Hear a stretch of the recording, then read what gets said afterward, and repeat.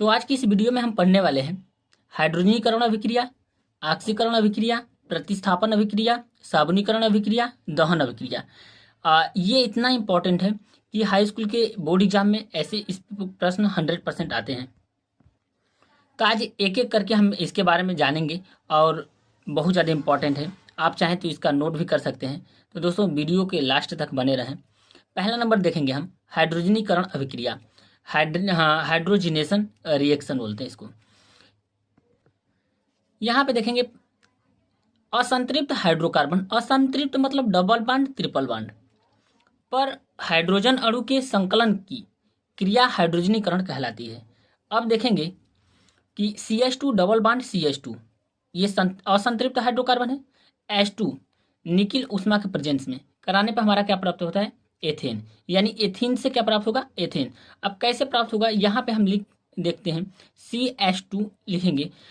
इस बॉन्ड को जैसे तोड़ेंगे तो एक पे प्लस एक पे माइनस हम कर सकते हैं।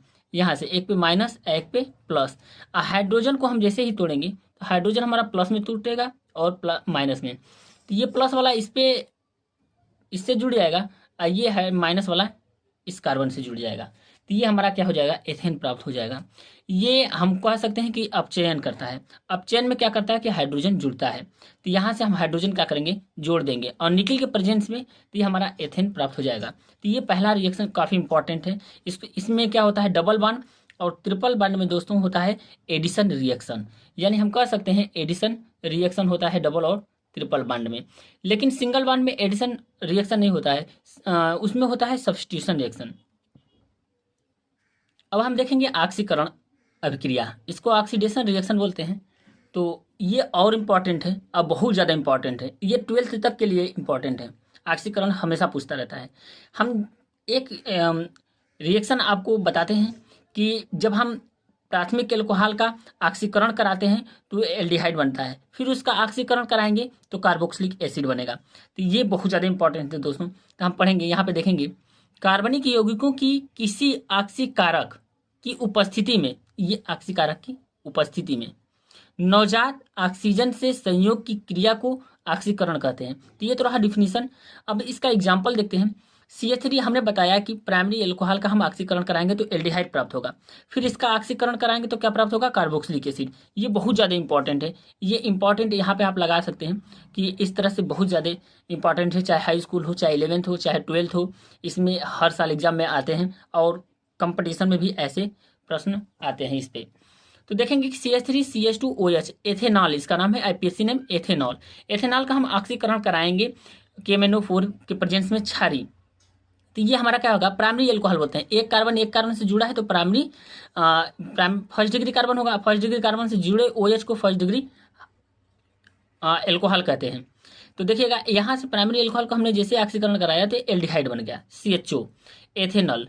अब एथेनॉल का हम ऑक्सीकरण कराएंगे तो हमारा कार्बोक्सिलिक एसिड बन जाएगा, यानी CH3COOH। इसको बोलते हैं एसिटिक अम्ल या एथेनोइक। IPAC नाम लिखेंगे तो एथेनोइक अम्ल। आई होप कि आप लोगों को अच्छे से समझ में आ रहा होगा। ये बहुत ज़्यादा इंपॉर्टेंट है, इसलिए आपको बार बार समझाना पड़ रहा है। अब देखेंगे हम प्रतिस्थापन अभिक्रिया। प्रतिस्थापन अभिक्रिया में हम देखेंगे, इसको बोलते हैं सब्स्टिट्यूशन रिएक्शन।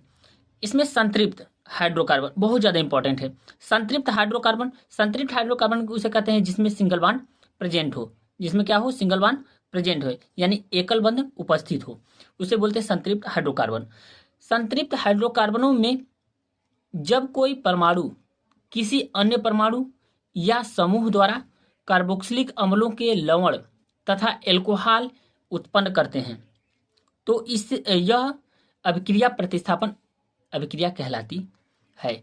अब देखेंगे दोस्तों, हमने पढ़ा था यहाँ पे हाइड्रोजनीकरण में हमने क्या देखा था कि डबल बॉन्ड था, असंतृप्त हाइड्रोकार्बन था। असंतृप्त हाइड्रोकार्बन में डबल बॉन्ड और ट्रिपल बॉन्ड आते हैं, लेकिन संतृप्त हाइड्रोकार्बन में सिंगल बॉन्ड आते हैं। तो डबल बॉन्ड हमारा क्या करता है? एडिशन रिएक्शन करता है, और सिंगल बॉन्ड हमारा क्या करता है? सब्स्टिट्यूशन या एलिमिनेशन रिएक्शन होता है। तो ये रहा है उसका डिफिनीशन। अब इसमें देखेंगे, मान लीजिए ये हमारा CH4 मेथेन इसको बोलते हैं। अब मेथेन हमारे कितने कार्बन से जुड़ा है? 4 कार्बन से जुड़ा है। तो यहाँ पे 4 कार्बन से हम इसको जोड़ देंगे, ये हो गया। Cl2 यानी Cl हमारा क्या करेगा, और यहाँ से Cl, तो ये हमारा क्या होगा, हाइड्रोजन बाहर निकलेगा। तो यहाँ पे हाइड्रोजन बाहर निकलेगा तो HCl हमारा बाहर निकल जाएगा, एक क्लोरीन इस पे आके जुड़ जाएगा। यानी ये क्लोरीन क्या होगा हमारा कि कार्बन से आके जुड़ जाएगा और यहाँ से हाइड्रोजन को एलिमिनेट कर देगा, यानी बाहर निकाल देगा। तो इसको बोलते हैं प्रतिस्थापन अभिक्रिया।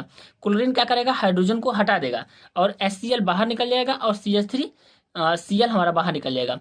यदि हम सूर्य का प्रकाश में कराते जाएं तो ये हमारा क्या होता जाएगा, जितने हाइड्रोजन हो वो सारे हाइड्रोजन निकल जाएंगे, लास्ट में हमारा CCl4 बचेगा, कार्बन टेट्राक्लोराइड। यदि बार बार रिएक्शन कराएं तो, यानी हम इसको एक बार और रिएक्शन कराएंगे, देख सकते हैं यहाँ पे CH3 और Cl को हम एक बार और रिएक्शन कराते हैं यहाँ से Cl2 के प्रेजेंस में, सूर्य के प्रकाश के प्रेजेंस में, तो फिर क्या करेगा, एक हाइड्रोजन का निकलेगा तो यहाँ पे CH2 Cl2 बन जाएगा और फिर HCl बाहर निकलेगा। जब जितने हाइड्रोजन सबको एलिमिनेट कर देगा, सबको बाहर कर देगा और क्लोरीन हमारा कार्बन से जुटता चला जाएगा। ये जो क्लोरीन है इस कार्बन से जुड़ता चला जाएगा, ये हाइड्रोजन निकलता चला जाएगा और लास्ट में हमारा क्या बचेगा, CCl4। तो उतना तक हमारा दिया नहीं है, बस यहाँ पे बताना है कि हमको प्रतिस्थापन अभिक्रिया क्या होती है। तो प्रतिस्थापन अभिक्रिया में यही हम क्या करेंगे कि एक क्लोरीन क्या करेगा, एक हाइड्रोजन को प्रतिस्थापित कर देगा, बाहर निकाल देगा और यहाँ से CH3Cl बन जाएगा, या क्लोरोमेथेन बोल सकते हैं या मेथिल क्लोराइड। तो ये हमारा प्राप्त हो जाएगा। तो आई होप कि आप लोगों को ये भी समझ में आया होगा। अब यहाँ से हम देखेंगे साबुनीकरण।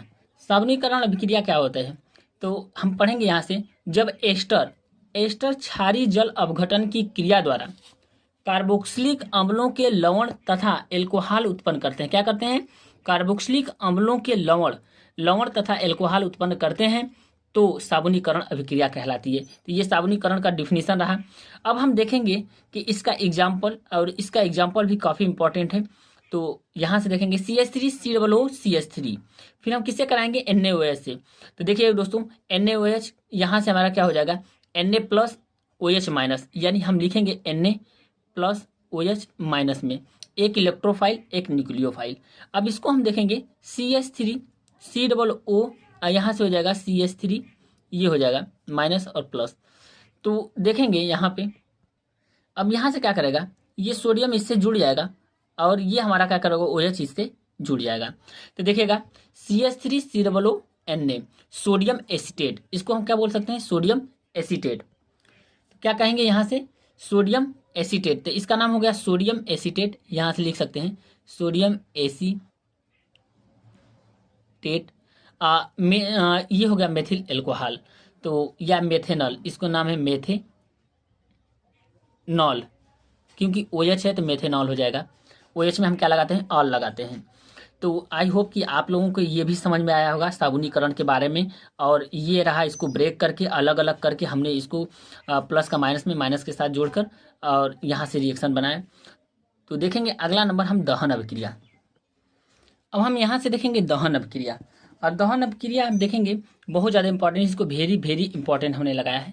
तो दहन अभिक्रिया, वायु की उपस्थिति में जलने की अभिक्रिया दहन अभिक्रिया कहलाती है। ये रहा इसका डिफिनेशन, किसके प्रेजेंस में, वायु के प्रेजेंस में। अब देखेंगे इसमें कार्बन डाइऑक्साइड, जल तथा काफ़ी मात्रा में ऊष्मा व प्रकाश उत्पन्न होते हैं। तो यहाँ से देखेंगे C2H5OH3O2, तो ये हमारा बनेगा 2CO2, क्योंकि 2 कार्बन है तो 2CO2 + 3H2O और प्लस ऊष्मा प्लस प्रकाश, ये हमारा क्या होगा, उत्पन्न होता है। अब एक एग्जांपल यहाँ से और लेते हैं, जैसे हम यहाँ पे देखेंगे, मान लीजिए हमने CH4 ले लिया, प्लस हम देखेंगे ऑक्सीजन O2, यहाँ से हमारा क्या बनेगा, तो एक फार्मूला होता है यहाँ से कि CXHY + X + Y/4, यहाँ से फिर हो जाएगा XCO2 + Y/2H2O, ये सूत्र हो जाएगा। अब देखेंगे C के जगह क्या लिखेंगे, C और को कंपेयर करेंगे तो X में क्या लिखेंगे, यहाँ से 1, और Y, और यहाँ से Y हाइड्रोजन और हाइड्रोजन में कंपेयर करेंगे, देखेंगे 4 है, यहाँ पे Y है तो Y = 4। अब इस सूत्र में रखेंगे, ऑक्सीजन पता करना कि कितने ऑक्सीजन, सबसे इसमें इंपॉर्टेंट कठिन है कि ऑक्सीजन का पता करना पड़ता है कितने ऑक्सीजन हैं। वायु तो दे देगा लेकिन आपको पता करना है कितने ऑक्सीजन हैं। तब यहाँ पे रखेंगे x की जगह 1 और y की जगह 4/4, यहाँ से काटेंगे तो 2, बच जाएगा। अब यहाँ से हमारा क्या हो जाएगा 2O2। अब देखेंगे यहाँ पे एक्स का मतलब सी, एक्स कितना हमारा है 1, तो देखिए 1 हमने रख दिया, तो 1CO2। अब देखेंगे वाई की जगह 4, तो यहाँ पे कितना है हम रखेंगे वाई की जगह 4, यानी 4/2, तो काटेंगे 2 बार में जाएगा, तो यानी 2H2O ये प्राप्त होगा।